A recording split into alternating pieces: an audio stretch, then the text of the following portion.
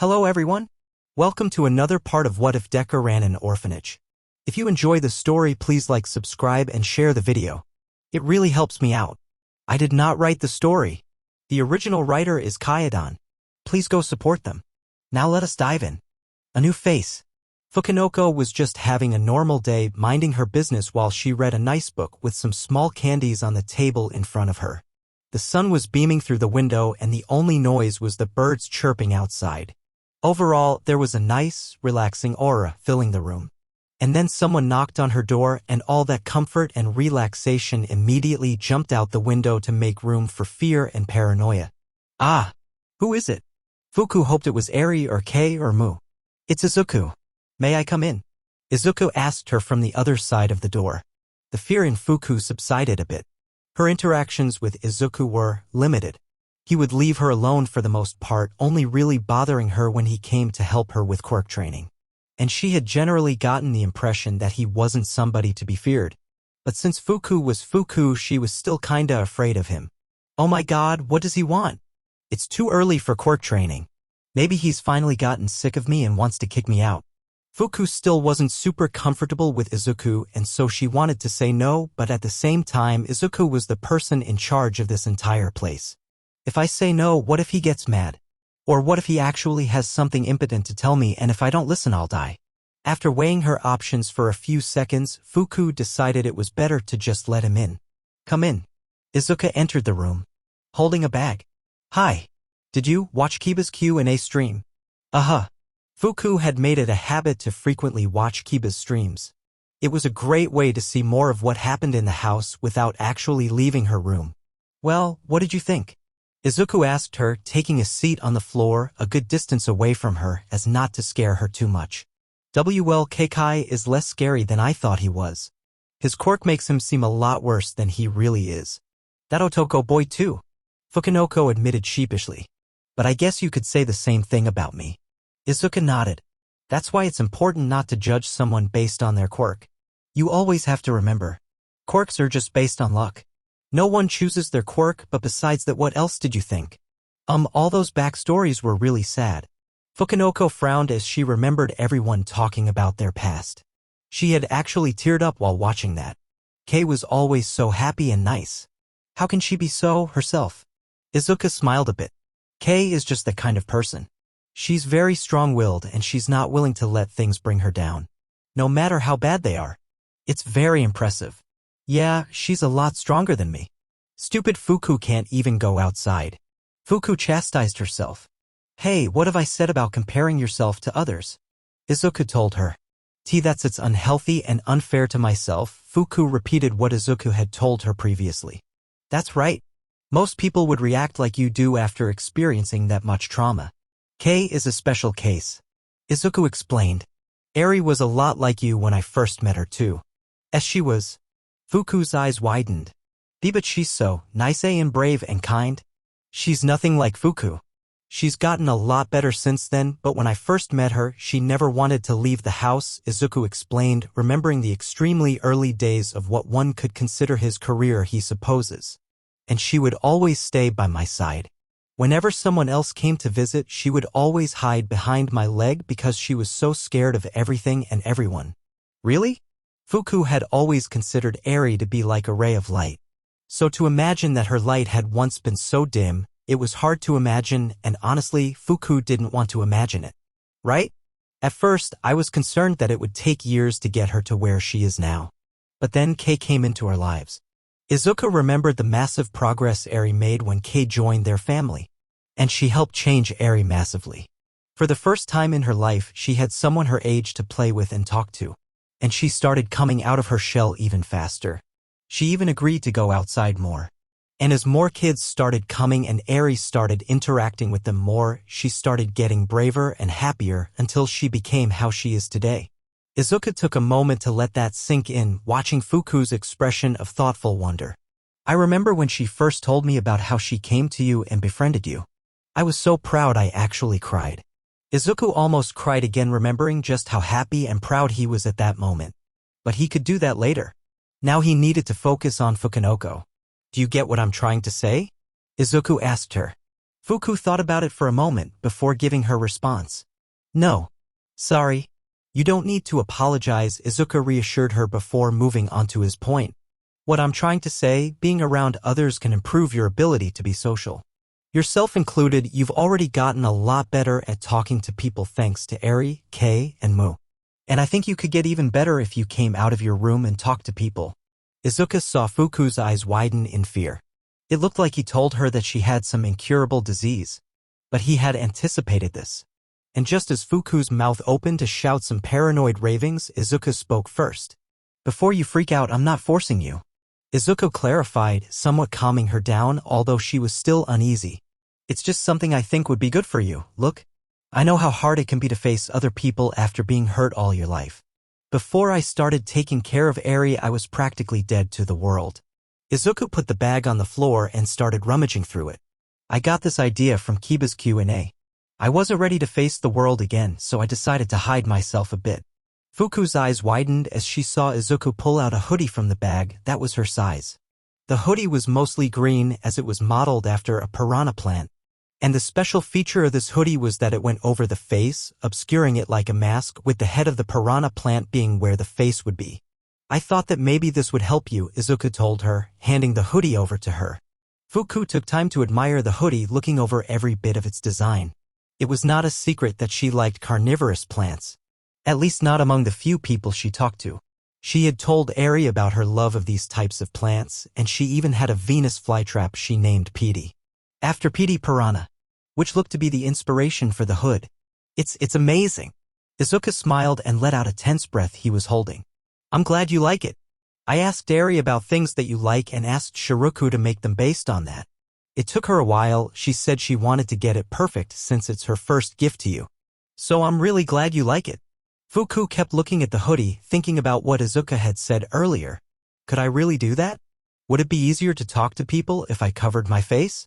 It actually seemed possible. At the very least, she was more willing to give it a try than just going out there with her face exposed. Although she was still very hesitant. I also got you another one in case that one gets dirty. Izuku pulled another hoodie out of the bag. This time it was bear-themed, being mostly brown like a teddy bear. That's so cute. Fuku swiftly took the second hoodie, admiring it with starry eyes. Again, I'm glad you like it. Izuku got up and made his way to the door. I'll let you think about what I told you and if you want to do it.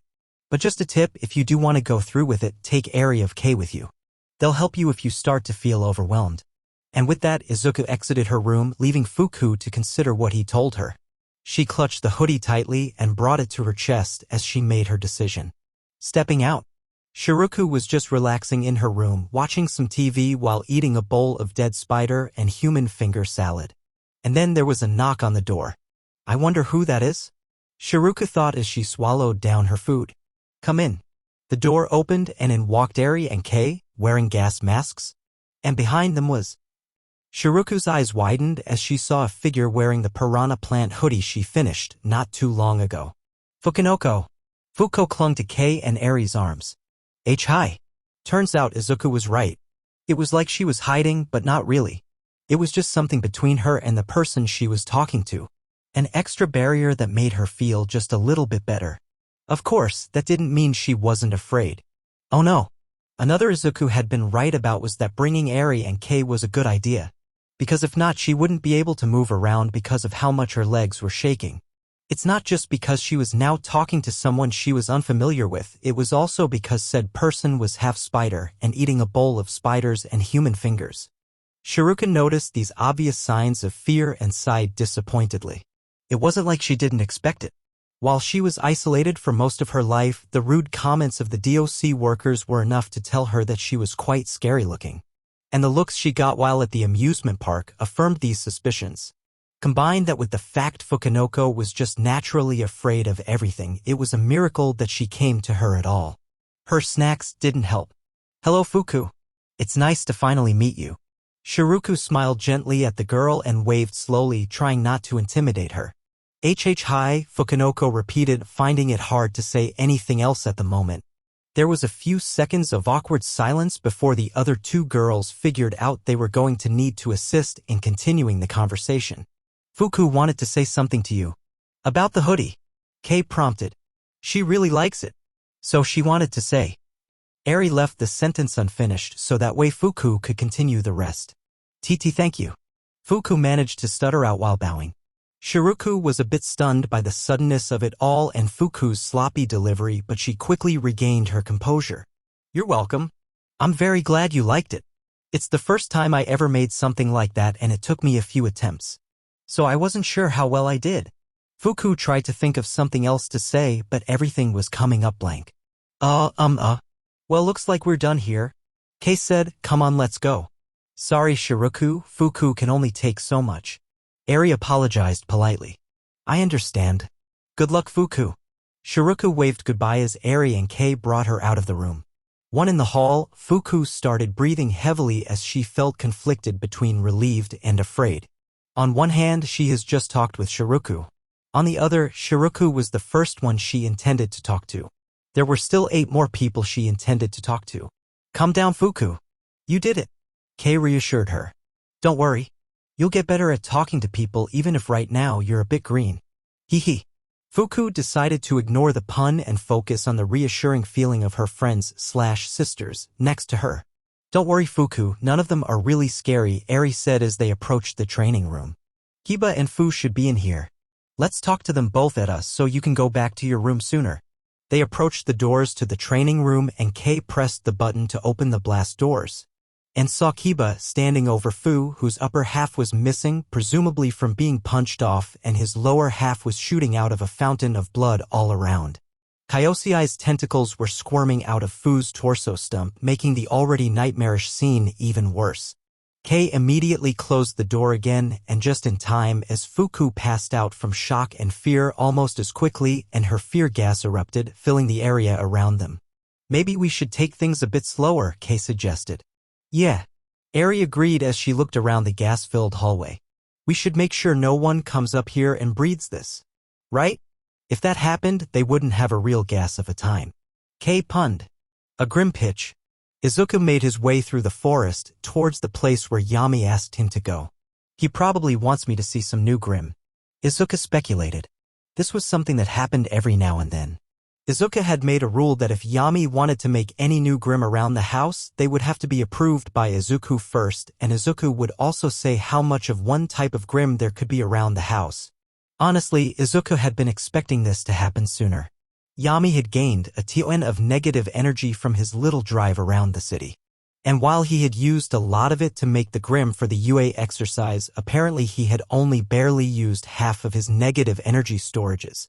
And so he had been doing a lot of experimenting with grim, even more than he had already been. Which Izuku found strange. When Yami first joined the family, he was very lazy. Which made sense. After living a life that was constantly about survival and vigilance, now that he could finally relax, it would make sense that he'd do it as much as possible. So when he suddenly started being more active and experimented with grim, it confused him a bit. Izuku reached an opening in the trees and found Yami there waiting for him, as well as 3 new grim. The first one was obviously based on an elephant, mostly unarmored except for a few spots on its body with some spiky bone armor and a mask on its face. The second one was a giant ape, about 3 times the size of a gorilla, with various pieces of armors on its extremely muscled body and of course a skull-like mask. The last one was a bit strange. It was a mostly black orb with some bits of white bone on its base, with strange spiky tentacles coming out of its bottom. "Dad," Yami greeted. "I have more grim." "I see that." Izuku gazed at the new creations judgmentally, already seeing various uses for each of them.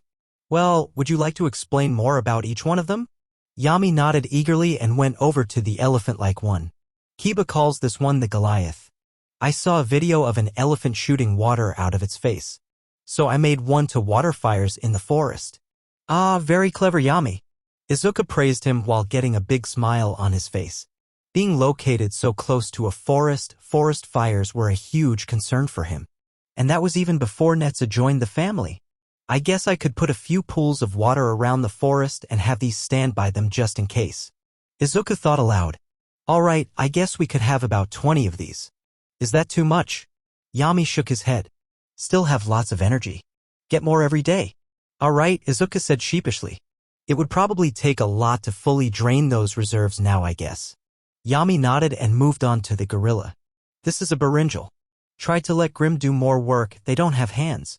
This is big, strong, and has hands. Can grab things, lift things, and do a lot of work. And climbs very well. Izuku nodded as he quickly followed Yami's train of logic. Yeah, I remember you made these for the exercise at UA. I guess they could do a lot more outside of just combat. One would think having the ability to spawn a nearly endless amount of mindless minions would mean that manual labor shouldn't be a problem.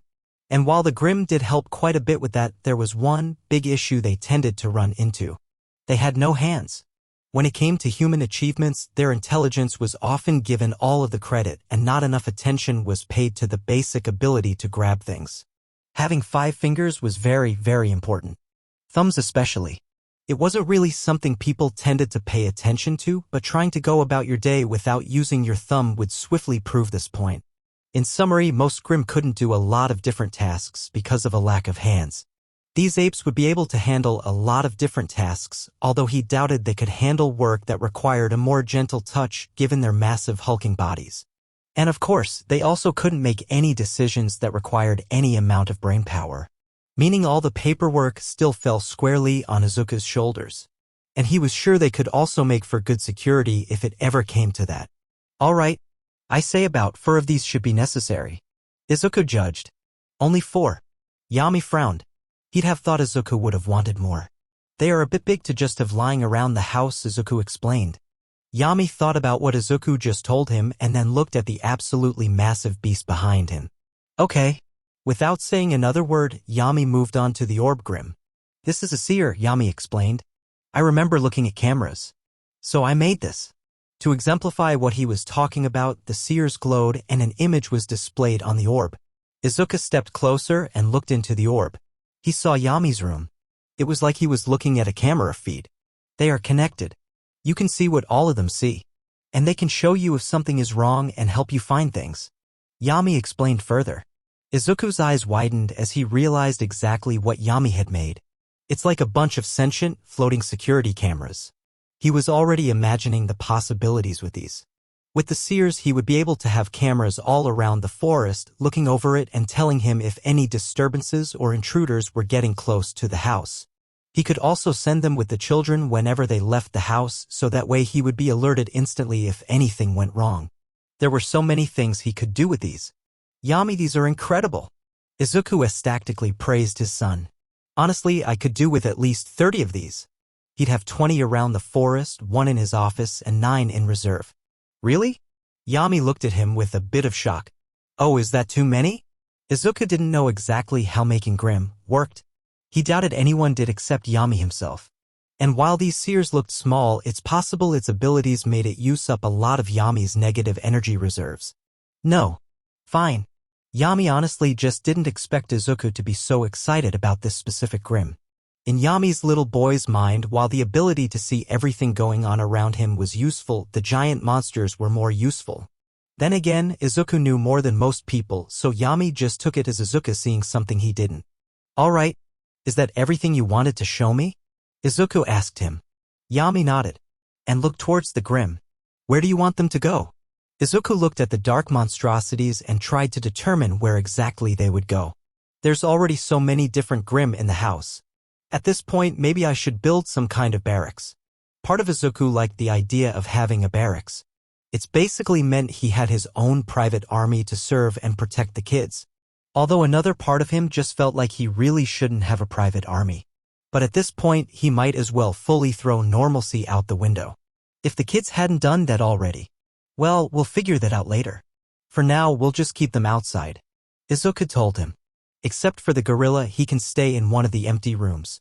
Yami nodded and commanded his Grimm mental. The Goliath laid down and the seer stayed where it was.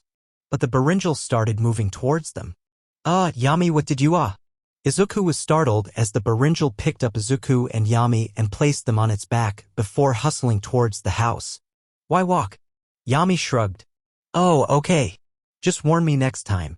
If Izuku wasn't so used to the Grimm, then the sight of the giant gorilla coming to grab him would likely have sent him into shock. Yami nodded, giving no verbal response as per normal. There was a bit of silence until Izuku decided to ask something that had been on his mind for a while. What made you start experimenting with your quirk? Izuku asked him. You used to just like to lay around the house all day and sleep, so what made you start doing this? Yami shrugged. Got bored. Wanted to help more, you're very stressed. Izuku paused for a moment before sighing. He then picked up Yami and laid him on his lap before starting to pet his head. Thank you, Yami. You've been a lot of help. Now just take a break and let me handle the rest. Yami looked at Izuku's reassuring smile and all the negative emotions behind it. Part of him wanted to object, but he had stayed up pretty late and the feeling of laying down on his father's lap while he stroked his hair was extremely soothing, and before he knew it, his eyes were closing and he was drifting off into a deep sleep. Izuku looked down at his son with an expression of disappointment. He wasn't disappointed in Yami. Not at all, he was very proud that the boy was being so thoughtful and caring. No, the disappointment, as usual, was aimed at himself. Because he was struggling so much at his job that his son felt the need to step in. If he had just done better, then Yami could just laze around and enjoy himself rather than staying up late making monsters to help him. He'd just have to do better. And work harder. And then he broke into a coughing fit. After coughing into his hands for a few seconds, he felt something fly out of his mouth and hit his hand. He looked down into his hand and saw that a bit of blood had come out. Oh, Izuku said, his eyes wide with shock. That's not good. New Hobbies, Part 1. Netsu and Izuku were currently in the art room. For reasons Netsu wasn't entirely sure of. So Dad, why are we here? Netsu asked his father curiously. Well, I thought of something that could serve as a hobby and as a way to help you control your quirk. Izuku walked over to a window and picked up a painting that was set up against it and then turned it around so Netsu could see what it was. It was a painting of a bird. Except it looked odd, not bad. In fact, it looked quite beautiful, but it was different from any painting Netsu had seen before, and he was kind of entranced by it. This was made using fumage, Izuku explained, setting the painting on a stand nearby. It's an art technique using smoke from fire to create impressions on a paper. It's essentially painting with fire. Whoa. Netsu looked down at his hands, knowing under his gloves was fire. Capable of creating such art. Can I do that too? Of course, Izuku told him. That's what I brought you here for. Izuku had several canvases nearby as well as several stands. And he had a fire extinguisher on standby. He was well aware of what was likely to happen. And he intended to be prepared. Now it's not going to be perfect, Izuku told him. It will probably take a lot of attempts before you can even make a painting. But the more you practice and the better you control your quirk, the better the painting will be. Netsu nodded enthusiastically and quickly ran up to the canvas ready to start painting. Izuku was aware that fumage often employed more than just fire and smoke. But it's not like Netsu was going to be creating a masterpiece anytime soon. So for now he would just work with his flames. How bad could this end up? A few attempts later. About as bad as Izuku thought it would go. The green-haired father was currently putting out the remains of Netsu's latest attempt with a fire extinguisher. Sorry, Dad. Netsu apologized, looking disappointed at his string of failures. I'm not very good at this. Not many people are good at things on their first try. And no one is perfect at anything on their first, second, or even third try.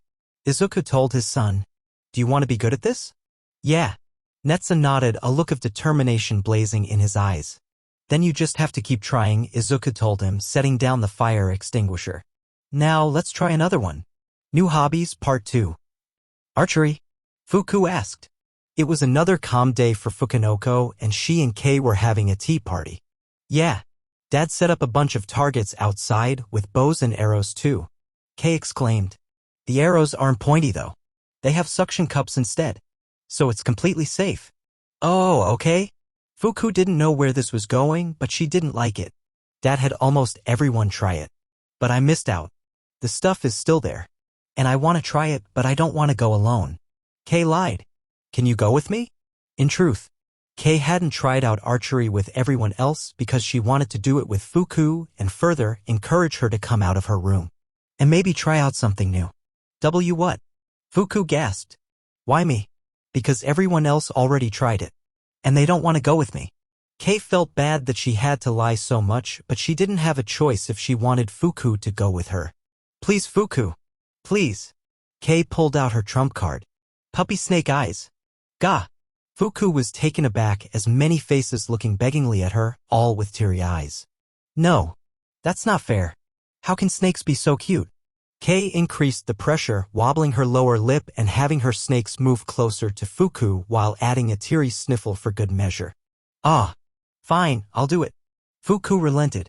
Just stop looking at me like that. Kei's expression immediately brightened and she went back to her bouncing, super happy self. Yes. But I have to wear my hoodie. Fuku amended. Deal? Kei smirked at her. Trust me, this is gonna be a hit. Sometime later, in the backyard, Fuku and Kei were standing in the omni-purpose court where Zuko had indeed set up a bunch of targets with some small bows and suction cup arrows.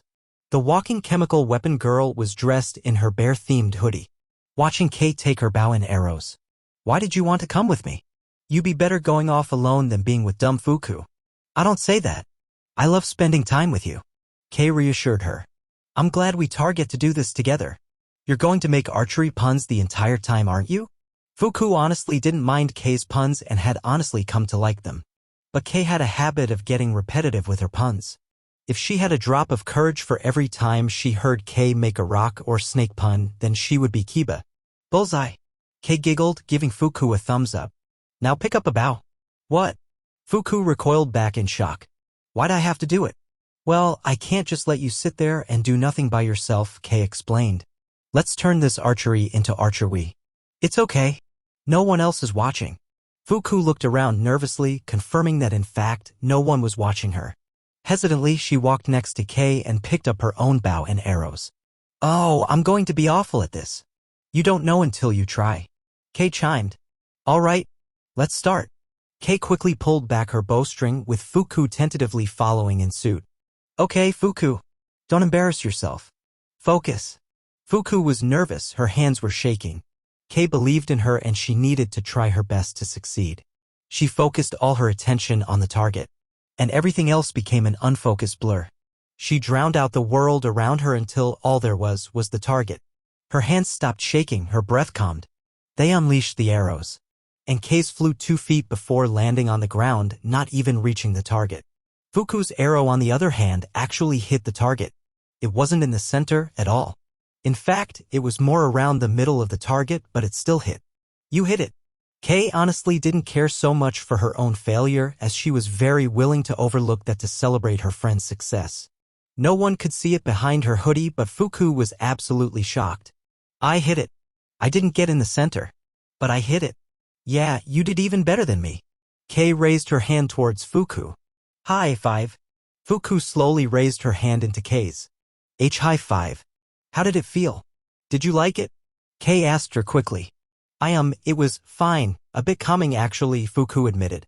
There was something about focusing on a single thing so intensely and letting everything else go that she found relaxing. Now let's do it again. Before Fuku could say anything, Kei pulled out another arrow and loaded it into her bow. Let's do this. Wait.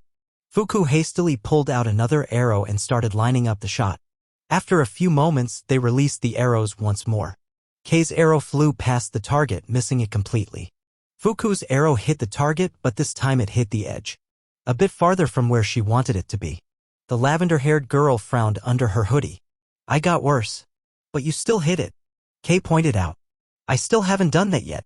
You're doing way better than me. That's great. Fuku didn't respond, and instead she just took out another arrow, this time with more determination. A few attempts later, Kei and Fuku kept trying over and over again. The snake-haired girl had failed horribly every time. As it turns out, trying to do something that required a lot of accuracies while wearing something that made her sight significantly worse was a difficult task. So she had given up and decided to cheer on Fuku, who was doing significantly better than her, but not as good as she'd like. She had missed a few shots, but most of them had hit, and a few of them had even got close to the middle. But none of her shots were ever as close as her first one, and that frustrated the heck out of her. It wasn't just that she was, in her mind, failing, she was used to that. She was expecting that. But failing at something she had already succeeded at? She wouldn't stand for that. Why can't I do as well as before? Fuku pouted, stomping her foot and closing her eyes in frustration. And then when she opened her eyes, it came to her. Her hoodie was hindering her. Of course, if she had something in front of her eyes she wouldn't do as well. Ignoring the fact that her hoodie was on when she did that first shot, Fuku would never even consider taking off her hood while outside under normal circumstances. But these weren't normal circumstances. She needed to at least do as well as the first shot, and she wasn't even thinking about the fact that she was outside. She unzipped the part of the hoodie that covered her face and pulled down her hood, exposing her head to the open air. Kei gasped at this, but Fuku wasn't listening. The world faded away until it was just her bow, and the target. She took out an arrow and loaded her bow. "Focus, Fuku. Focus," she told herself. She took a few seconds to line up the shoot and hit. She had managed to get a bit closer to the center than even her first shot. Yes. Fuku jumped in the air in celebration, feeling a rush of satisfaction and accomplishment fill her. "Great job, Fuku." "Who?" Kei cheered, jumping up and down and waving her hands around excitedly. "Now try to hit the middle. Try and hit the middle. Right?" Kei has never heard Fuku sound so fearless in her life. That girl had really gotten into this and was determined to hit the center. She loaded another arrow, focused and fired it. Failure. She hit the edge again. Repeat. Failure. She missed the target entirely. She was too excited. She calmed herself and repeated. Failure. She was closer but still not where she wanted to be. Repeat. Failure. Repeat. Failure. Repeat. Failure. Repat. Hit. Fuku had hit the edge of the center circle. It wasn't dead center, but it was still the center. "I did it," Fuku said with a bit of disbelief before a look of sheer joy made its way onto her face. "I did it." Kei ran over and glomped Fuku, enveloping her in a hug before the two started jumping up and down in celebration. "You did it, you did it." The two celebrated their victory for about a minute, until they heard a very familiar voice. "Yes, yes, very good job indeed." Kei and Fuku froze and looked behind them and found that Kiba had arrived at some point and was smiling at them. "So that's what you look like," Kiba commented, looking over Fuku's appearance. "Your dash." Hey. Fuku immediately let go of Kei and started running away while frantically putting their hoodie back over her face. "Don't hurt me." Kei sighed and Kiba just stood there in stunned silence for a moment before saying, "I just wanted to say she looked nice." Meanwhile, a good distance away, a seer laid in wait. Little did Kei or Fuku know it had been there the entire time, watching them and broadcasting it all straight to Izuku. Meanwhile, with Izuku. Archery, what do you know?" Izuku said, turning away from the image that the seer had been broadcasting. "Well, I'll need to learn more about that then." If Fuku found an interest she couldn't do in her room, then Izuku would need to do everything he could to encourage her. Because the key wasn't forcing Fuku out of her room, that would most likely end horribly, but it was making Fuku want to come out of her room. Which wasn't as hard as it sounded, because Fuku did want to go outside and socialize with people. It's just that her crippling fear of absolutely everything would often make her think she didn't want to. So he just needed to motivate her. "I think Kei has earned a pudding cup tonight." Izuku smiled to himself. New Hobbies, Part 3. Kyoko was currently in the art room, doing something Izuku had suggested to her, painting. She has so many memories stored in her head. Some were bad, most of them were bad actually. But there were some hidden gems in the rough. She had foggy memories of Eri being tossed into the air by her father, giggling happily. When Kiba first awakened her quirk and started running around at super speeds. And despite how much she despised All Might, she had to admit, internally, that the memory of seeing a hero rise from the flames with people on his back, smiling reassuringly, was inspiring. Izuku had told her if she was forced to carry on with all those memories, then she might as well focus on the brighter ones, which is something she had taken to heart. And so here she was, currently trying to finger paint a picture of a child being tossed in the air by their father. With the child, of course, being her and the father being Izuku. The painting was, of course, pretty terrible, but what else could you expect from a 6-year-old? She had to use a stool just to reach the canvas. As she was painting, she heard the door open behind her. She turned around and saw Otoko enter the room with a small bonsai tree in his arms. "Oh, hello, Otoko." Kyoko greeted kindly. Otoko nodded at her and moved on. He grabbed a nearby table and moved it over before placing the plant down on it and moving to one of the canvases, grabbing some paints and paintbrushes and sitting down on a chair to start painting. Kyoko looked over to him, interested in what he was doing. After a few moments of watching him paint, she saw that he was painting the tree in front of him, which seemed pretty obvious now that she thought about it. It was pretty clear early on that Otoko's painting was also going to be terrible. But again, despite his appearance, he was in fact a child. And he did only just start painting. With her curiosity sated, Kyoko went back to her painting. And no sound rang out inside that room except for the noise of paints hitting paper. What do you mean 2 kids are coming tomorrow? It's too early. Izuku all but shouted into the phone. What do you mean, what do I mean? Nami asked sarcastically on the other end. You just released a stream talking about how terrible DOC to the children they keep.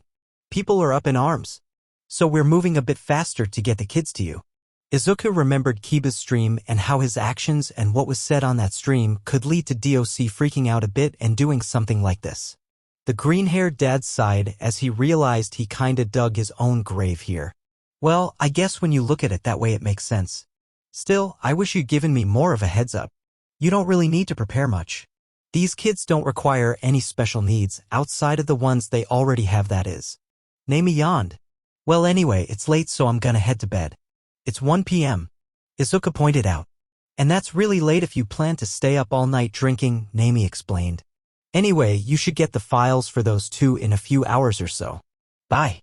Nami hung up and Izuku felt a migraine washing over him. He wanted to take some medication for it, but according to the medical website he consulted, taking too much medication could have adverse effects on his health. Ugh. I feel so tired. I don't think I could even read the files like this. Izuku had no choice but to admit defeat and fall to his body's limitations this time around. My tablet will notify me of any new messages anyway. Reluctantly, Izuku made his way over from his desk into his room and finally onto his bed. He laid his tablet on the night table next to him and looked over at the seer grim that he had in his room. Wake me up when this goes off. The seer made an strange gurgly bony noise to notify that it heard its instructions. With that done, Izuku closed his eyes and immediately passed out. A few hours later, after a few-hour nap that Izuku won't admit he desperately needed, he had received the files on the 2 new children and was currently finishing up on reading them. The children were siblings. A brother and sister. Juken and Nara. Both 10 years old. Juken was of average height, brown hair, and green eyes, with a pretty average build. Nara was just a bit taller than her brother with the same green eyes. She was a redhead and her hair was short, not even going down to her shoulders. They had the same quirk, and that quirk was very interesting. Their quirks were called Omni and allowed each child to transform into 10 different forms, all of which had been given names, seemingly by the children themselves. Starting with Juken. The first form that was documented was apparently called Upgrade, and the photo showed it to be some sort of black, white, and yellow creature. It seemed to be like Sanson in that it wasn't really a solid creature, rather it was more like a sentient liquid. Its ability allowed it to merge itself with technology, which would not only give it control over said piece of technology, but also allow it to alter or upgrade that piece of technology. His second form, 4 Arms, was aptly named as it did indeed have 4 arms. It essentially just looked like a big red guy with 2 sets of arms and eyes. This one's power seemed to be super strength as well as reaping the benefits of having 4 arms. Wildmutt was a massive orange dog-like creature about twice the size of a wolf. Noticeably, it lacked any sort of eyes.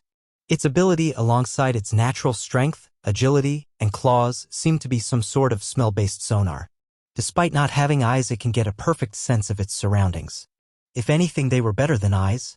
Stinkfly was a giant bug-like creature that, on top of smelling absolutely disgusting, apparently could fly. It also could shoot a strange sticky goop out of its 4 eyes, tentacles. Lastly, it also had a rather sharp tail that could apparently rip through steel. Igai was a large green muscular humanoid creature with eyes all over its body, with a huge one in its chest, and on its face where its eyes would be were 2 massive ears. Apparently, those eyes all shot lasers. Each one is powerful enough to rip through a car. Heat Blast was another humanoid, but this one looked to be made entirely out of rocks and fire. It was like Netsu in that it had the ability to control and manipulate fire. It also had the ability to absorb fire into itself. Feedback was yet another humanoid with a slick black color scheme with a dash of white. It had only 1 eye though, as well as 2 long antennae and a tail. A notable thing about those antennae and the tail is that at the ends of them were wire-like tubes with holes at the end. These same things were at the tips of all of its fingers. The purpose of these tied into its main ability: absorbing, storing, and redirecting energy. It could absorb pretty much any kind of energy through those tubes, store it in its body, and then shoot it back out. Blitzwolfer was what one would imagine a werewolf to look like, complete with the imposing size and deadly claws. On top of the previously mentioned claws, it also had enhanced physiology, and its jaw could open up into 4 separate parts and unleash a sonic attack similar to Present Mike. Second to last was Ripjaws, a giant fish-like creature with a massive, sharp jaw and a thing on his head that reminded him of an anglerfish. It had 2 forms, one with legs that had webbed feet much like its webbed claws, and the other gave it a big tail, similar to a merman. This one was obviously aquatic and thus had the ability to breathe underwater. It could swim at incredible speeds and its claws were extremely sharp, although its jaw was even more dangerous, capable of chomping down on pretty much anything. This form, however, had a massive weakness, in that it needed water pretty much constantly and could only survive without for about 4 minutes. Lastly, for Juken, there was Ghost Freak. And as the name implied, it was very pale and ghost-like, being a roundish white figure with a tail instead of legs, a bunch of black trails running along its body that its singular eye could move along. Much like a ghost, it could turn intangible as well as being able to possess people by going inside them. Moving on to Nara, her first form was called Gray Matter and it was extremely small, only reaching just above Izuku's ankle. It was mostly humanoid except for its head, which was mostly taken up by its huge eyes that had rectangular pupils. Its main ability was enhanced intelligence.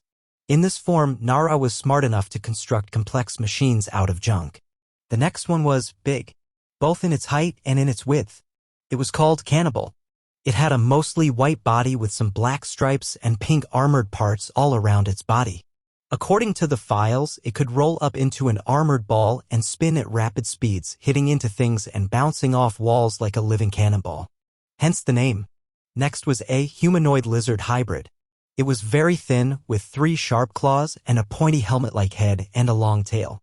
The most notable feature was its feet, which seemed to have little ball wheels attached to them. This one, called XLR-8, could move at astounding speeds, capable of running on water, outspeeding cars, and even some trains. Moving on was another lizard-like creature, but this one was a quadruped. With a blue head and black and white body, it would be hard to tell what this creature's power was if the name Artiquana didn't give it away. It could shoot blasts of extremely cool pressurized air that would freeze pretty much anything it touched. Back onto humanoids with the next one, Diamond Head. This was a large woman that seemed to be entirely made out of crystals. Despite the name, they weren't diamonds, but rather an extremely strong, unique crystal that looked similar to diamond. On top of being incredibly durable, Diamond Head could manipulate their body, not like Sanson or Upgrade could, but rather they could shift it around a bit, as well as being able to shoot pieces of it off as projectiles, which implied that it also had some sort of regenerative abilities as well. Lastly, it could also cause crystals to grow and erupt nearby itself. Onto another smaller one, Ditto was the only one of these forms that didn't change Nara's height all that much. It was humanoid with cartoonishly large hands and some fins on its head. Its main ability was cloning, able to make up to 30 copies of itself. Although all the clones experienced the same sensations, so if one clone got hurt, all the others would feel it. It's unknown what would happen if one of the clones died. From small to big came the biggest transformation here. Humungacer, a giant humanoid dinosaur creature that stood around 20 feet tall.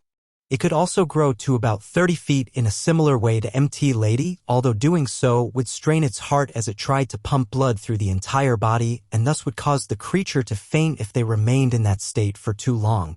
Their size gave the user incredible strength, however, they would be rather slow. The next one, Blocks, was a gorilla made up of multicolored Lego blocks. Well, there were stranger quirks. Regardless, the creature had the ability to manipulate and shift its body, as well as break it apart, like a Lego set. Its blocks seemed to be about as tough as steel, so they were very durable. And it also seemed to be able to regrow its lost body parts at an accelerated rate.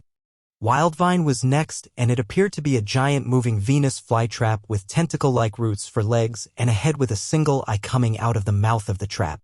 This one had the ability to control plants in its nearby surroundings as well as being able to, much like blocks, stretch and manipulate its body at will and could regenerate. It also had black egg-like seeds growing from its back, which according to the notes, exploded like grenades after 5 seconds of them being removed from their back. The last form was called Lodestar. Another humanoid one, it being mostly black with some blue thrown in. Its hands, feet, and shoulders all were shaped like strange tuning forks, with the head floating in between its two large shoulders via some sort of magnetic power. Speaking of magnetic power, that seemed to be its ability. Lodestar could control and bend metal to its will using its hands. Its body was also made up of hundreds of thousands of smaller magnets, allowing it to put itself back together if it gets harmed, although its head is completely solid and can't regenerate in any way. With this many forms and this many abilities, it would seem like these kids would be the most powerful and versatile of them of all, if it weren't for a few major weaknesses. The first and most important was that both children could only stay in their forms for about 10 minutes. Afterward, they would turn back to normal and wouldn't be able to use their quirk again for another 10 minutes. It's speculated that with further training, exercising their quirk, and just aging, this time limit could be expanded. Another weakness is that seemingly once they transformed into something, they could not shift into another form. Or at least they couldn't do so currently. Perhaps with more training, this could be achievable. Lastly was the issue of them not having full control of what they transformed into. Sometimes they panic and shift into a random form, which could cause problems. However, none of this would be all that terrible. So far, while they were powerful, they didn't seem overly dangerous. It made Izuku wonder why exactly their parents gave them up, until he got to the last detail, and one of the most important ones. In their various forms, their personalities could shift slightly. Nara as XLR8 would become more impatient and twitchy. When Juken was wild mutt, he would act more dog-like. They were still themselves, and for the most part, this wasn't an issue. Except with one particular transformation. Ghost Freak. For context, these children were born to rather neglectful parents who occasionally shouted verbal abuse at them. This caused resentment to build up in the two children, which was reasonable. This resentment is typically buried in fear of punishment from their parents.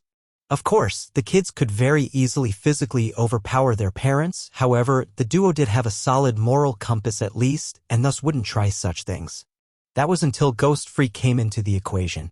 The personality change that came with Ghost Freak was that it caused Juken to be more spiteful, angrier, and more wrathful, as well as being far more disposed to violence. This eventually caused Juken to straight up attack his own parents, which is what led to him being taken by DC, with Nara insisting that she leave with him. Ghost Freak, however, would continue to be a problem, attacking people out of spite and anger. And seeing as it could go through walls, containing him was a big issue. Juken of course hated this and absolutely didn't want to transform into Ghost Freak. However, due to their difficulties with controlling transformation, he sometimes didn't have a choice. So DC came up with a solution that would fix the accidental transformation issue.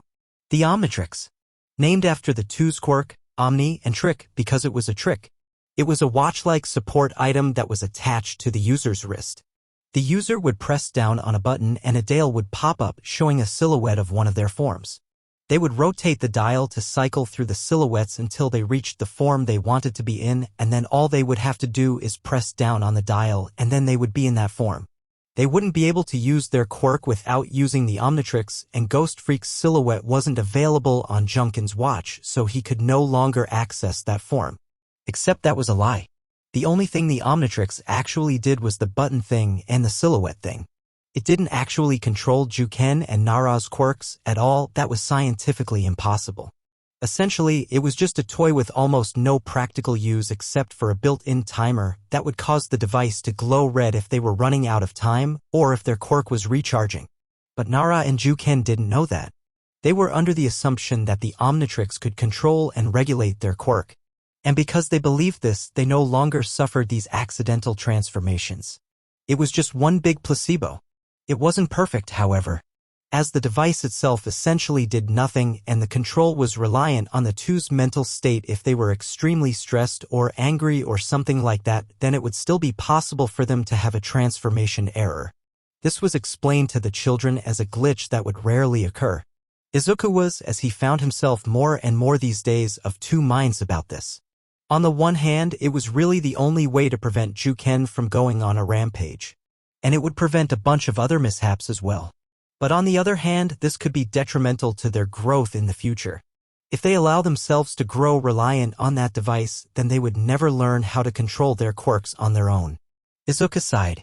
I guess I'll let them keep thinking that for now. Hopefully, Juken will be less resentful and have more control of himself in the future, and I'll be able to tell him then. Until then, he would let them keep believing the lies DOC told them. Alright, preparing their rooms should be easy enough. I'll put them right next to each other since they're siblings. Izuka spoke aloud. This should go smoothly, right? As if life wanted to immediately prove him wrong, he suddenly broke out into a coughing fit and blood flew out of his mouth. He looked down at his blood-stained fist, and to his horror, he found it was even more blood than the last time. Alright, I'll take a break for an hour. Izuka sighed. Then I'll book a doctor's appointment in a month. That was a good time, right? The next day, Juken and Nara rode in the DOC limousine.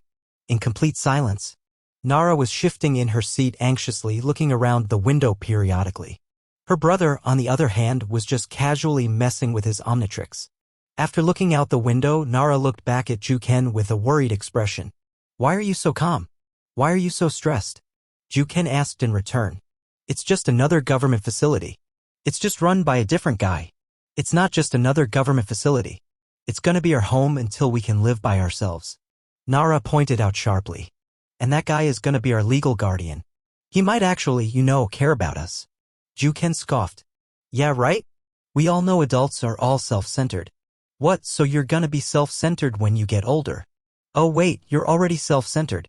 Nara smirked for a moment before her serious expression returned. Even if that's true, there's gonna be other people our age. This could be our chance to make some real friends for once. PSH. Who needs friends? I have all the friends I need in here. Juken said, holding up his Omnitrix. Nara rolled her eyes. Well, you can be a friendless loser all you want. I am gonna actually try and socialize. That means talking to people, by the way. I know what that means. Juken lied. And I doubt you'll make any. Have you looked in a mirror? Before Nara could give a scathing retort, the car came to a stop. A few seconds later, Junken's door was opened by an agent. We're here. The two kids climbed out of the car and were immediately met with the sight of the enormous building that was the Midoriya household. Both children looked at it in awe with eyes wide as dinner plates as they looked up at the building. Whoa! Juken gasped. This place is huge. It is a lot to take in, isn't it? The two looked back down and saw Izuka walking towards them with Kei by his side. Hello there. Izuka greeted them with a smile on his face. My name is Izuka Midoriya. I'll be your guardian from now on. And I'm Kei Midoriya. Nice to meet ya. Kei said, rushing over to the two of them and extending her hand out for a handshake. The two didn't return that handshake though because they were too busy staring at Izuku in disbelief. Izuka sighed. Yeah, I'm probably younger than you expected. I get that a lot. I ask you to just ignore that. It'll make everything much easier. Okay, Nara said. This wasn't what I expected, at all. Hey, don't forget about me. Kei started waving her hands in front of the two to get their attention, eventually getting them to focus on her. Oh, sorry. Nara looked at Kei's hair for a few seconds before forcing herself to look away and focus on her face instead. My name's Nara. Nice to meet you. Juken did not have the same tact and openly stared at Kei's hair. Your hair is freaky. Smack. Ow. Juken cried out in pain and Nara smacked him on the back of the head. Don't be insensitive, you jerk.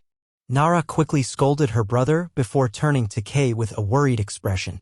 I am so sorry about him. I'm sure you snakes are wonderful. Kei smiled at the compliment and her snakes hissed pleasingly. Thanks. And don't worry. I've been called much worse. Nara flinched at that statement and looked at the girl apologetically. Oh, sorry. It's okay. Kei then turned to Juken. Hi. What's your name? Juken. But just call me Ken. The older boy insisted as he took a step back, Kei's overflowing energy being a bit much for him. Meanwhile, in the background, the DOC agents had finished taking the two kids' stuff out of the car. That's everything. We're leaving. Izuka nodded as the DOC agents got in their car and drove away. Well, we should take you and your things up to your room, Izuka said as he took a whistle out of his pocket and blew on it. By the way, don't panic. The two children gave him a confused look, but before they could ask why, he said that two Beringels jumped off the roof and crashed into the ground, startling both children. Ah! They both shouted in fear, both jumping back and instinctively pressing the buttons on their Omnitrix, ready to transform and take on the beasts. Wait! Izuku shouted out, stopping both the kids, who gave him confused and panicked looks. Don't worry. These are friendly. They don't look friendly, Nara exclaimed. They're like demons. Ken shouted. Yup. Those are the Grim. Kei explained. They're scary, but they won't hurt you. They help a lot around the house too. Watch this. Do a jump. At her command, the Beringels jumped 12 feet in the air before crashing back down into the ground with a loud thud. As Kei said, these are the Grim. They are essentially mindless puppets that act as servants. These ones are called Beringels. There are other types of Grim, but they all have a similar aesthetic. So you should be able to tell what's a Grim and what's not. Izuku explains further before looking at the Grim. Grab their luggage and follow us. The Grim nodded and did as they were instructed, grabbing the luggage in their massive hands before turning to Izuku, waiting for him to go somewhere. Kei, why don't you go tell everyone else about the others? I'd like to introduce them to everything a bit more calmly. Izuku asked her. Kei frowned for a moment before nodding and running back into the house. Okay, you two follow me to your rooms. You're free to ask any questions you'd like on the way, Izuku says as he started walking into the house with the two kids and the Grim in tow. When the kids got into the house, they immediately started looking around, admiring the sheer size of the facility. They managed to get all the way up the first flight of stairs before starting to ask questions. So, can we control these things too? Ken asked Izuku in a hopeful tone. Nara rolled her eyes. Really, that's the first question you want to ask? What? You're telling me you don't want to control an army of demon monsters? Ken asked defensively. Izuku gave an amused chuckle. Control of the Grim is given to all the kids and staff. Although Yami is the only one capable of giving people that control. He's another one of the kids here and makes these with his quirk. So if you want control of them, you just have to go to him. Sweet. Ken pumped his fist. Nara face-bombed and shook her head at her brother's childishness before looking up and around herself. She saw a few more Grim walking around. A few Beowulfs and a passing seer. But no humans. No children. Speaking of the kids and staff, where are they? Nara asked. Most of the kids are either in their rooms or outside. There may be a few others scattered throughout the house, Izuku explained. As for the staff, well, I haven't really hired any yet. Wait, you mean you've been doing all this by yourself? Nara asked, a bit shocked that such a big place only had one human worker. Man, no wonder you look so tired, Ken noted. You must be doing a lot of work. You could say that, Izuku responded. Soon enough they reached two doors with Nara and Ken's names on them. Set the bags down in front of the rooms and then go back to your post, Izuku ordered the Beringels. The Grim did as ordered before going away, leaving Izuku with the kids. These will be your rooms. You're free to decorate them as you please. If you want anything, there is a board in one of the hallways where you can write down what you want. I'll try to get it for you before the end of the week, Izuku explained. Awesome. Ken cheered. You know, you're actually pretty cool. Don't expect me to call you Dad though. That's fine, Izuku reassured him. A lot of people here think of me as a dad, but that's their choice. On paper, I'm just your legal guardian, so you can consider me to be anything you want. Thank you for everything. Nara gave Izuku a polite bow. We really appreciate it. Izuku smiled at them kindly. You're welcome. If you need anything else, I'll be in my office on the top floor. Also, in your files, it said you wanted to be heroes. Yup. You're looking at the future #1 hero, Ken said cockily. I think you'd have to have a brain to be #1 Nimrod. Nara scoffed. But yeah, we're gonna be heroes when we get older. Why bring it up? Well, there are actually quite a few other kids here that also want to be heroes. They spar against each other a lot, so feel free to join in, Izuku told them. Also, there is a training room where you can use your quirks at full power without worrying about causing too much damage. Seriously, this place is awesome, Ken shouted before running away. Training room, here I come. Hey wait, doofus, you don't even know where you're going. Nara chased after her brother, leaving Izuku behind. I have a strong feeling that those two are gonna be a handful, Izuku sighed. Little Purple Book. Nara was in the training room practicing her quirk. She had just finished using one of her transformations and was now waiting for her quirk to recharge. I need to improve more.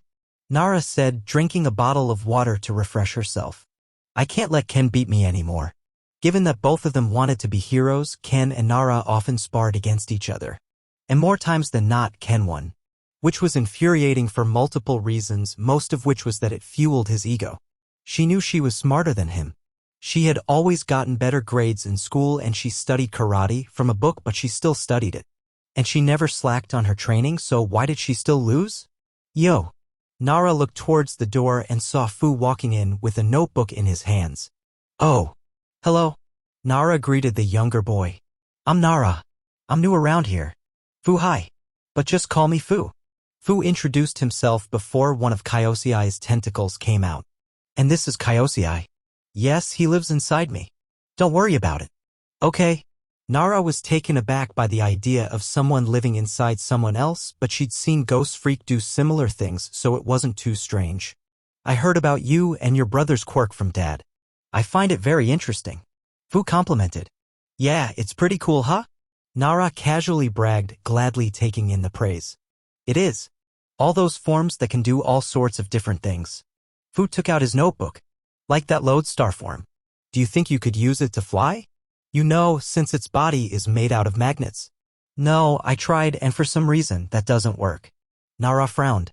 She remembered being really disappointed when she tried that. Interesting, are magnets different from other metals? Maybe your metal controlling powers don't work on magnets. Fu speculated as he jotted down some notes. Nara paused. I never thought of that. I'll need to try that sometime.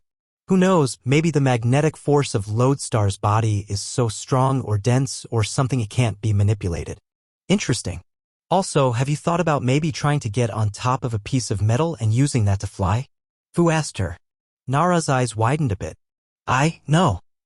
I should really try that. That sounds like it could work. I'd have to work on my balance, but it sounds plausible.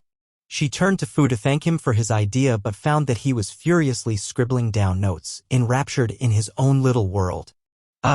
Fu. Nara waved a hand in front of him. Ha! Fu snapped out of his trance and looked back at Nara. Oh, sorry. We really like analyzing quirks and writing them down. It helps us come up with creative ways to use our quirks. It was at that moment that a light bulb went over Nara's head. That's it. Why don't we have a brainstorming session right now? All right. Fu shrugged. But let's do that in the library. A few minutes later, in the library. After walking from the training room to the library, Fu grabbed a blank, purple notebook for Nara to write stuff down in, and the two sat down at one of the tables. All right, so have you used XLR8 to run on water yet? Fu asked. Yup. It's weird, and if I slow down or stop I fall into the water, but I can do it. Nara wasn't perfect at running on water, and she hadn't been able to practice it much until now, but she knew she was capable of it. All right. Fu jotted that down. What about Diamond Head? Can you just make diamonds, or can you control them? Like making them float around in the air and stuff? That's a good question. Another thing I'll have to try. Nara jotted that down as a reminder. And speaking of Diamond Head, I should try and see if I can use his diamonds to reflect sunlight into someone's eyes. Or you could use all the dust from running as XLR8 and get that in someone's eyes. Fu brought up. Or water, that also works. And I could use that water to put out fires. Nara imagined it, running on water so fast that the water followed behind her, and then she would turn and create a massive wave that would crash into a burning building or something, putting the fires out and saving the day. Suddenly Fu paused as a thought occurred. Hey, why aren't you using gray matter? Nara gave him a confused look. What do you mean? I mean right now? Why aren't you using gray matter? Fu asked her. We're having a brainstorm, so why aren't you using the form which is only good for thinking? Nara's eyes went wide for a moment and then immediately face-bombed. Oh my god, I forgot I had that. I don't really use gray matter for anything. I can't really use it in a fight too much, and schools obviously didn't let me use it. So I just kinda forgot about it. Alright, let's try it. She moved her hands down to her Omnitrix and she pressed the button and the dial popped up. She moved the circle around until she found gray matter's silhouette. After pushing the dial down, suddenly half the room was encompassed with pink light. When the light died down, Fu saw nothing. Nara had seemingly disappeared. Ga. Fu saw the slightest bit of gray matter's head coming up as Nara jumped, trying to reach the table. Deciding to help, Fu extended one of Kyosiai's tentacles over to Nara and grabbed her, lifting her onto the table. Thanks, Nara said. Her voice was a bit weird and nasally while in this form. She picked up the pencil, which was now almost as big as her, and walked over to her notebook. Now let's continue. What's underneath? Yeah, take that. Ken shouted out as he mashed on the controller. We're almost there. He's almost dead. Netsu yelled at the top of his lungs. The two boys were currently playing Sumo Smashers 2 on co-op and were on the third boss. Despite having a too cool for anyone attitude, his conviction to be a lone wolf fell apart when he realized that being alone sucked and some of the people here were pretty cool. Like Netsu. Someone whom he quickly befriended due in part to his personality and also because he reminded him of Heat Blast. Then the boss's health bar depleted and celebration music played. Yeah. The two boys dropped their controllers and jumped onto the couch, throwing their hands up in celebration. However, in his jubilation, Natsu accidentally lost control of his quirk and fire burst out of the bottom of his pants and onto the couch. Ah! Ken quickly jumped off the couch, which was now partially on fire. Ah, not again. Natsu lamented. Don't worry. I got it. Ken quickly activated his Omnitrix and turned the dial until he found Heat Blast's silhouette. He pressed down and after a flash of green light, there stood Heat Blast. Time to cool this place down. Ken quipped as he extended his hands out. The fire suddenly moved towards him and was sucked into his hands, and then after a few moments, the fire was gone. Absorbed into Ken. Wow. That's so cool. Netsu exclaimed, admiring the Heat Blast transformation. You took in all the fire. Yeah, I know, I'm awesome. Ken quickly gloated before looking at the half-burnt couch and realizing there was about to be trouble. But it didn't save the couch. Aw man, this thing is toast. That Izuka guy is gonna be pissed. Not really. Ha! Ken looked behind him and saw a seer orb floating behind him. What the heck? The seer Grim had detected a fire and reported it to Izuku, and so now it was here on Izuku's behalf. Don't worry, I'm just speaking through the orb. It's like a camera and a speaker. Izuka said through the seer. And don't worry too much about the couch. The reason you guys are here is because you have a hard time controlling your quirks, so I knew something like this would happen. I have a few replacement couches in storage. I'm replacing it now. At that moment a Baringel came into the living room, picked Netsu off the couch and then picked the couch up over his shoulder before carrying it off. And then another Baringel came in with a new couch, identical to the old one, and then set it down before leaving. Wow, that was fast, Ken noted before looking back at the seer. So are we not in trouble? Back with Ken's old family, if they destroyed something by accident with their quirks, not only would they get grounded for a month, but he and his sister would get brutal tongue lashings in a way that could be considered verbal abuse. No. It was just an accident that happened because of Netsu's quirk. I can't blame him too much. Izuku admitted. And you actually helped. If you hadn't put out the fire, then the sprinklers would have gone off and some of the things in the room would have gotten damaged and I would have had to replace them. You saved me a lot of trouble. If anything, you deserve to be rewarded. How about some extra ice cream tonight? Really? Ken exclaimed in excitement. Awesome. Well, I'll leave you two alone now. I have some things I need to get back to. See you at dinner. Izuka said before the seer slowly left the room. You know, for someone who works with the government, that guy is pretty cool, Ken admitted. Yeah, Dad's great. He doesn't yell at us or punish us unless we hurt each other or ourselves. Netsu explained. So you can absorb fire, right? Duh. You just saw me do it. Ken pointed out.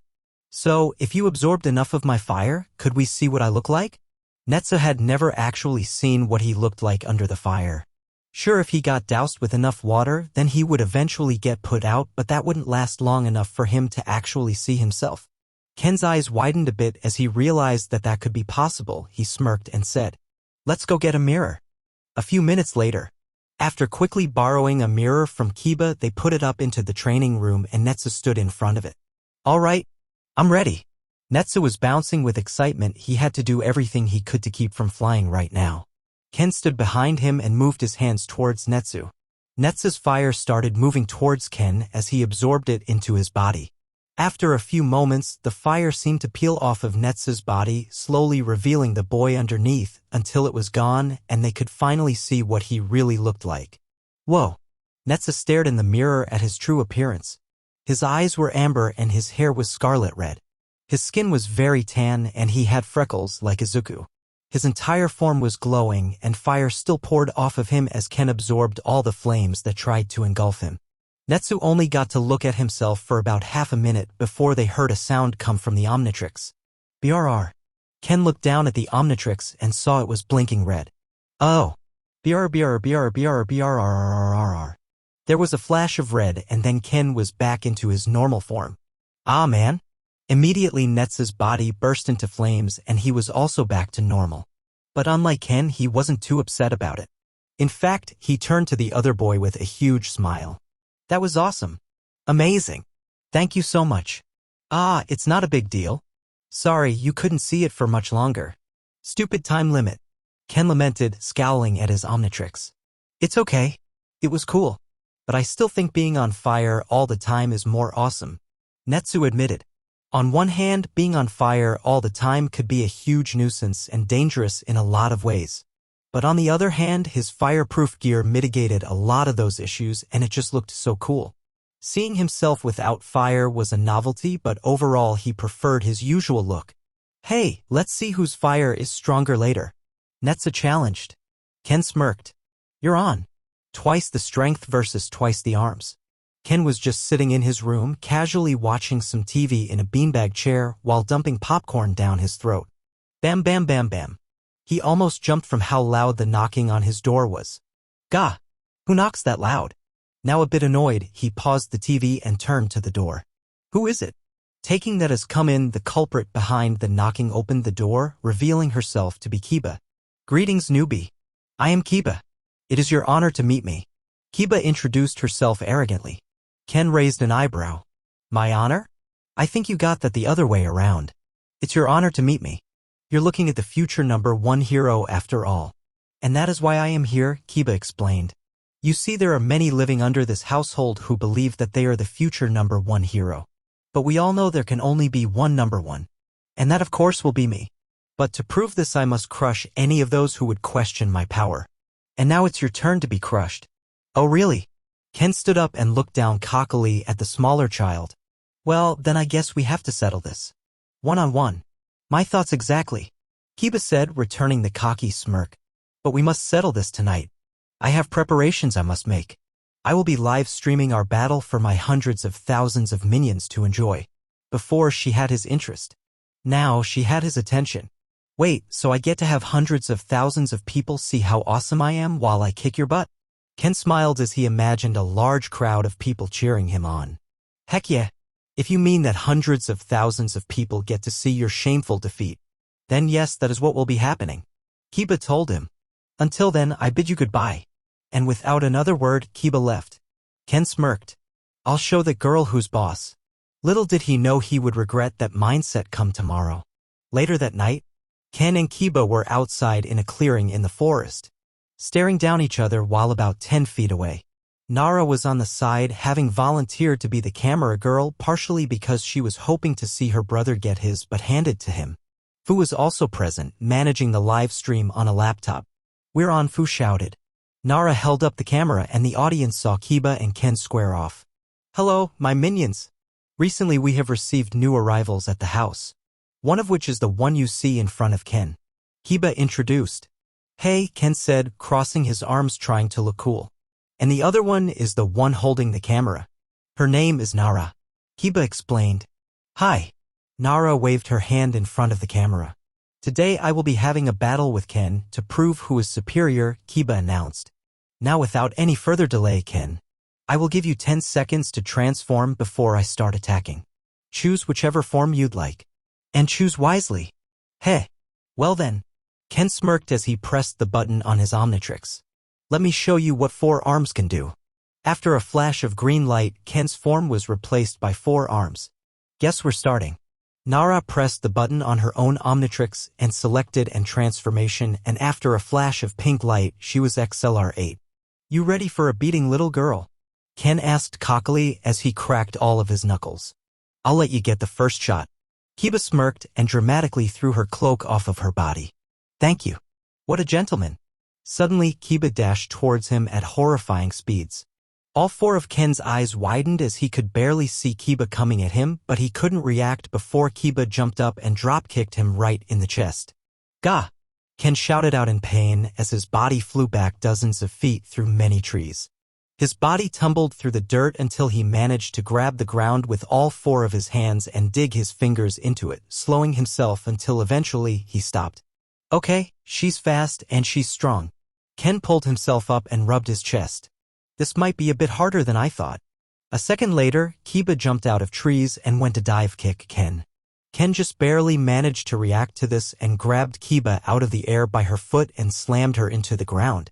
Now with the overconfidence being literally kicked out of him, Ken didn't relent and started pounding Kiba into the ground with all four of his arms and all of his strength. The earth shook slightly with each blow and Kiba sunk further and further into the ground. After a few seconds, she grabbed two of his arms and tugged him closer to her before kicking his chest, causing him to go flying off of her. Ahoy! Ouf! Ken flew through the air for half a minute before coming crashing down into the ground a few feet away from Kiba. Both kids took a few moments to recover before rising to their feet and staring each other down. Knowing she was faster than him, Ken decided to rush forward first, charging at her with his arms outstretched to grab her. Kiba did the same and the two clashed, locking hands. Although Ken's hands were way bigger than Kiba's. Fortunately, while Kiba's hands were busy, Ken had another pair and his lower arms punched Kiba in the face 2 times. Kiba growled and grit her teeth. She pushed back against Ken, immediately overpowering him and causing him to move back, keeping his lower arms out of range of her while still having their arms locked. No way. She's stronger than 4 arms. Ken's eyes widened in horror as he realized just how badly he underestimated his opponent.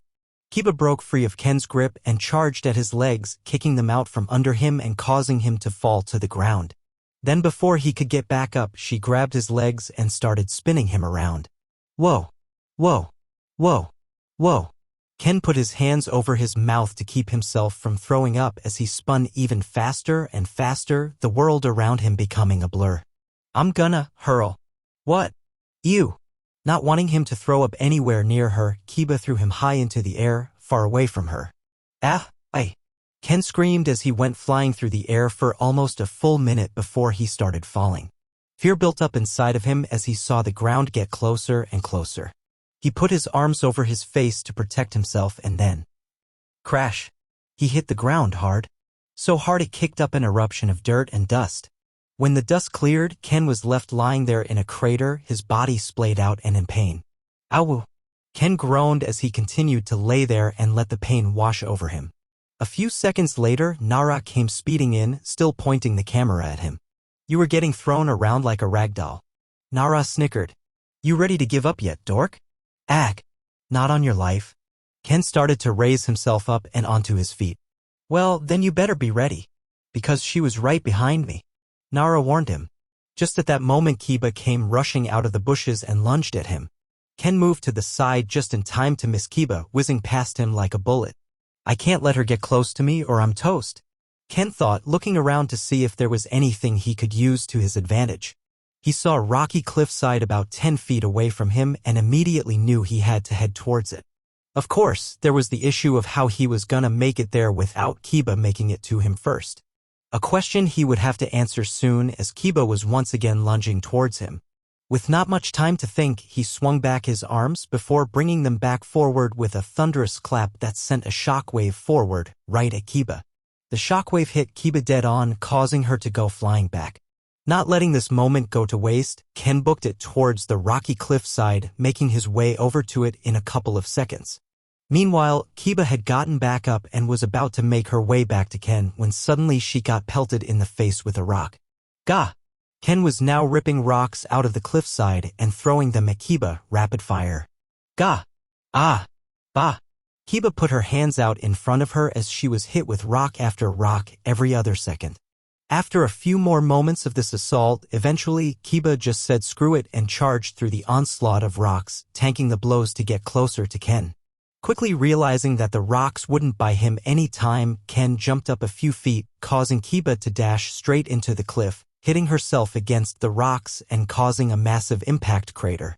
Ken dug his fingers into the rocky cliff, making an indent so he could stay on the wall and away from Kiba. Kiba looked up at him with a scowl. For a so-called future #1 hero, you seem to be fond of running away rather than fighting me. It's called tactics. Look it up. Ken quipped before he went back on the offensive. He dug his 2 upper arms into the cliffside to keep him up there while his lower arms started ripping chunks of the cliff out and threw them at Kiba. This again! Kiba shouted in rage as she started zipping around the area to avoid the rocks. However, after losing her patience, she soon developed a new plan. She simply just jumped at him. Gah! Ken shouted as Kiba hit his back, forcing his face into the wall. The vampire girl clung to his back, kicking away Ken's lower arms as he tried to grab her feet. She then grabbed his head and started smashing it into the cliff, over and over and over again. Then she moved over to his neck and bit into it with her fangs and started sucking the blood out of his body. Ah! Why you little?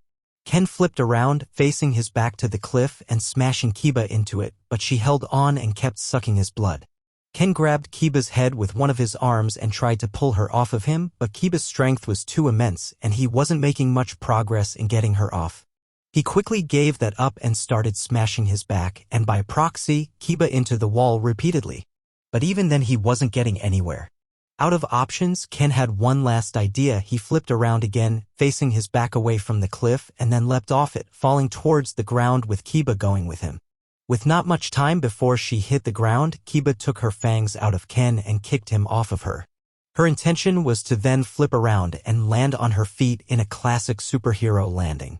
Of course, that would require a lot of practice and experience, which she did not have, so what actually happened was that she flipped around, positioned her feet towards the ground, and then tipped over and fell on her face.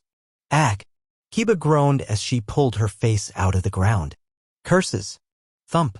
Ken fell a few feet away from her, attempting to do the same thing, with the same results. His face planted firmly into the dirt. Nara giggled in the background. The two pulled themselves up and entered another stare down. You're clever shapeshifter, I'll give you that. Kiba complimented as she panted and breathed heavily. Her dress was dirty and tattered and she had more than a few cuts and bruises on her face. Yeah, and you're a lot stronger than I thought, Ken admitted. His clothes were also torn and his body was just as battered and bruised as Kiba's. But just cause you're a little stronger and faster doesn't mean you've beat me. Kiba smirked. Hey, it's funny that you still think you can win, even though you've already lost. You see, as clever as you thought you were, you've made the biggest blunder you could have made by forgetting about your biggest weakness. What do you dash? Before Ken could finish the question, he was interrupted by a familiar sound. BRR. Ken's eyes widened and he looked down at Omnitrix, which was now flashing red. No. BRR. Your time. Kiba started her sentence. BRR is up, Kiba said, finishing it. BRR. In a flash of red light, Ken was returned to his normal form. Ah man? Before he tried to do anything else, Kiba dashed at him at speeds he could no longer react to and swept his legs out from under him, causing him to fall on his back and then put her foot on his chest. The vampire girl, high of victory, looked down at her defeated opponent and gave the biggest shit-eating grin he had ever seen. Victory is mine. Sore loser. Nara sighed as she stood in front of her brother's room. Ever since his loss to Kiba, he had been held up there and was in a terrible mood, to say the least. And so now here she was. All right, time to be a good sister, she told herself as she knocked on the door. Go away, Ken shouted out. Rolling her eyes, Nara decided to ignore this and enter the room anyway. Ken was laying on his bed, still pouting over his loss. He didn't even turn towards the door when he saw it open. I said go away. Well, I didn't listen, Nara responded. Hearing his sister's voice, he turned to look at her and scowled. Oh, it's you. What did you come to laugh at me some more? No, I've done enough of that to last me a few days, Nara admitted, leaning against the wall and preparing to have a long, frustrating conversation. Great. One less person laughing at me. Now if all the hundreds of thousands of people who watched that stream could stop laughing, that'd be great. Ken said bitterly. If it makes you feel better, looking at the comments at that video, people are actually pretty impressed with you, Nara admitted. They're impressed that I got knocked around the forest like a ragdoll? Ken asked sarcastically. They're impressed you lasted so long against Kiba. She's not exactly someone many people can fight, let alone as long as you did. Nara explained. She's an OPC for a reason. Yeah, well, so am I. Ken pointed out indignantly. I shouldn't have lost so easily. You lost his 4 arms so easily. Nara and Ken turned around and saw Izuku entering the room. Ah, Mr. Midoriya? What are you doing here? Nara asked him politely.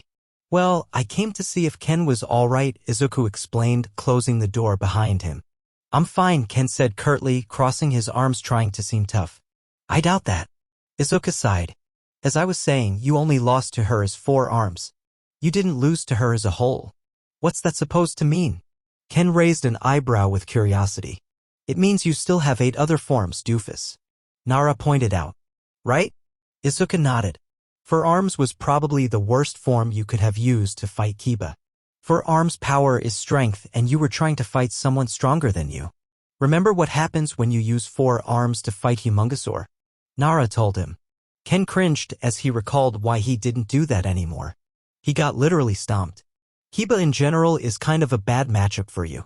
Her main weakness is that she gets weaker the more she uses her strength, but with your time limit it's unlikely you'd be able to get her to a point where you could beat her just by stalling her out. Izuku summarized. Your best course of action would be to take out your opponent as soon as possible, while also making sure you don't get too reckless. Easier said than done, Nara muttered. She knew he was talking about Ken, but this applied to her as well. Izuku nodded in agreement. You're right. It's very hard to both go on the offensive while also remembering to keep your eyes peeled for any tricks and counterattacks. But that's the reason you train. To improve and work on things that you struggle with. The 2 kids thought about that for a moment, realizing how true that statement was. All right, if 4 arms was a bad match, then who would have been better? Ken asked, thinking about that question himself. Well, I think I'll leave that on to you. Izuku would give him an answer, but the more this kid thought about his forms and how they would work well against his opponent's quirk, the better. Remember, your quirks aren't the most powerful here, but they are the most versatile here. Play your cards right, and you could potentially beat anyone here. And with that he left, leaving the 2 kids to think about what he told them. Well, thinking about it, Stinkfly might have been a better choice, Nara told him. But you couldn't have done much damage from the air, meaning you'd have to come down eventually, and that girl could just throw boulders or jump at you, so not exactly a guaranteed victory. If I used II, I might have been able to blast her away and keep her from me. Ken speculated. Guess I won't know until I try. And with that, Ken got off his bed and made his way to his door. Where are you going? Nara asked him. Ken turned to her and smirked. I'm gonna challenge that girl to another fight. Let's see how she handles some lasers to the face. And just like that, he was gone. Nara shook her head, but a smile crept its way onto her face. Can't keep that idiot down. I am not sorry. Birarrar. In the forest, Ken was currently in his eye-guy form, practicing his aim on some trees. And given that he was mostly eyeballs, he was doing pretty well. Birarrar. Another tree branch was shot off, and Ken quickly celebrated. Ha! I rule. Ken gloated. Yeah, you do seem to have an eye for this, said a voice from the bushes. Ken turned around. Hey, who's eyeing me up? Then Kay exited the bushes with an all too pleased expression. Sorry. I didn't mean to peep in the cornea. I thought I heard some being excited and wanted to take a look. Kay said, opening up with a pun barrage. Ken squinted as he immediately knew what was happening. He was being challenged. Challenge accepted. Well, I was just eyelashing these branches off with MI lasers. I didn't blink anyone was gonna see me. Ken responded. I guess I was wrong. Guess everyone has their off gaze. Well, I think that you should take a break, Kay responded. Maybe have some ice cream. Nah, I am fine. But my throat's a bit dry, so I could use some water. Ken said. Iris, I had a cup of it now. Are you sure all you want is a wink? We have a nice PI waiting back home. And I think you should give it a glance. Kay said. How about you go ahead and take sight for me, Ken responded. I'll stay here and shoot a few more trees. But I insisted. I have to ask, did you ever eat a pie before? Kay asked him. If you view what you were missing out on, you'd seen up really quickly so you could get some. As the 2 continued their eye-based pun assault, Moo watched on from behind the trees, trembling. Oh no. Now there's 2 of them, Moo whispered. I have to warn everyone. Oh no, I'm doing it too. Ken and Kay would eventually stop and return to the house, but Moo quarantined himself for the rest of the day to make sure no one else caught the virus. What is okay? Nara was currently studying in the library with a large stack of books next to her and a notebook by her side to take notes in. Izuku walked into the library and looked around, seeing that only Nara was present. So he decided to check on her. The girl was too engrossed in her own business to notice, and Izuku managed to pull up a chair and sit next to her without paying any attention to him. He watched her study so intently it was admirable, but something was wrong. "Nara," he said, getting her attention. "Ah." Nara jumped in her seat and her head quickly swerved towards Izuku. "Mr. Midoriya, please don't do that." "Sorry. I wanted to get a closer look at how you studied." Izuku apologized. "What are you studying, by the way?" "Just some math stuff." Nara shrugged. "You haven't enrolled us in any schools yet, and I doubt you have the time to homeschool us." Izuku sighed. School could be a bit of a problem once the ages of the kids he had under his care started to vary. He couldn't just give the same lesson to all the children anymore, as the younger ones may not understand it and the older ones may already know it. So he had to find time to hold separate lessons for some of the kids in his already tight schedule. "Sorry about that.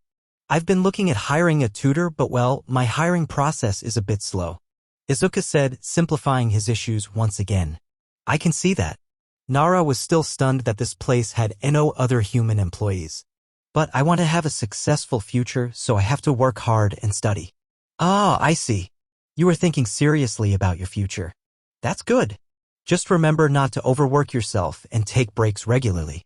Overworking is bad for your health," Izuku told her, not giving a second thought to how much of a hypocrite he was. "Yes, sir, although maybe you should take some of your own advice." Nara gave him a look over and it was easy to see just how incredibly tired he was. "I'm fine." But Izuku brushed it off like usual. "I have to work hard to keep this place operating, but enough about me, I have a question for you. Why aren't you using your forms to help you study? I imagine XLR8 or gray matter could make this process much faster." Nara gave him a confused look. "Isn't that kinda cheating? Everyone back at my old school told me that if I ever tried to use my quirk to help me in school then I would get detention or worse." Izuku sighed and shook his head. "No, Nara, it's not cheating. Schools have a tendency to be one way or another. Either they feverishly discourage quirk use or they encourage it past the point where they should. And neither is a good way of handling it." "So you mean it should be somewhere in the middle?" Nara asked, not sure exactly what Izuku was getting at. "It's not really hard to figure out. Let people use their quirks to further themselves, but don't let them use their quirks to hurt or bully others," Izuku stated. "It's that simple. But wouldn't that give some people an unfair advantage?" Nara argued. While she would have appreciated it if some people were less harsh, she did understand that using gray matter on tests would be a bit unfair to all the other students. Izuku paused for a moment as he considered his next words. "Nara, let me tell you something. I learned when I was 5. Not all men are created equal." The moment Izuku finished that sentence, he got the expected reaction. Nara recoiled back, looking at him with both shock and a bit of confusion. "I know it's horrible, but it's true." Izuku sighed. "Some people are born with quirks that put them ahead in life, whereas others, like myself, don't get to have a quirk at all." Nara's eyes got even wider at that revelation and her mouth dropped. You're quirkless." Izuku nodded. "I don't like talking about it much. But yes, I am quirkless. I'm kinda surprised you know about the quirkless. Most kids around your age have never even heard about them. I found out about them while I was doing a paper on the quirk wars," Nara explained, grimacing as she remembered what she read on how the quirkless were treated nowadays. "Is it true that the quirkless are treated like dash?" "That's not what we're talking about." Izuku cut her off. Although in doing so he inadvertently gave her his answer, causing her eyes to widen in horror. "Back to what I was saying, not everyone is born equal. Some people are given advantages because of their quirks and some are given disadvantages. But as someone without a quirk, I don't think other people should have to hold themselves back just to make me look not as bad. Quirks aren't a device or something that can be naturally separated from someone. It's part of you, and asking you not to use them is like asking you not to use your own arm." Nara looked at the Omnitrix and considered what Izuku was saying deeply. Schools and society in general have understandably hard time figuring out how to regulate quirks, Izuku explained before getting up and gesturing to the room around them. "But here is different. I own this house. And I own the land around this house. So what I say goes. And I say that you are free to use your quirks as you please. In fact, I say you should. The more you get used to your quirk, the more control you'll have over it. Which means eventually you'll be able to reintegrate into society without the government worrying you'll set it on fire. My only requests are that you don't hurt yourself, don't hurt anyone outside of sparring, and when you're sparring don't go too far and try to ease up on the property damage. Can you do that? Yes, sir, Nara responded. Izuku slumped. Please, just call me Izuku. Suddenly, the door opened and a seer orb floated in and went up to Izuku. He looked into it and frowned. Well, it looks like your brother just destroyed one of the empty rooms. Ugh. Idiot. Nara face-bombed. Well, I have to go take care of that. Remember what I told you. Don't hold yourself back, Izuku told her as he exited the room. Normally, this is where Nara returned to her studies, more determined than ever and willing to use her forms to get ahead. But right now she was a bit more concerned about Izuku. She held great respect for him and what he was doing and admired his work ethic. But at the same time, she questioned his decision to not hire more employees and was worried about the effect that was having on his health. Effects that he was passionately denying despite them being clear as day. Not to mention she just found out he was quirkless and his unwillingness to talk about it implied very bad things about his past. All signs pointed to something going wrong and Nara was left wondering if she would need to save someone long before she ever even got into UA. And that's it for today. I hope you enjoyed. If you did, please like, subscribe, share the video and support the original writer. See you in the next video.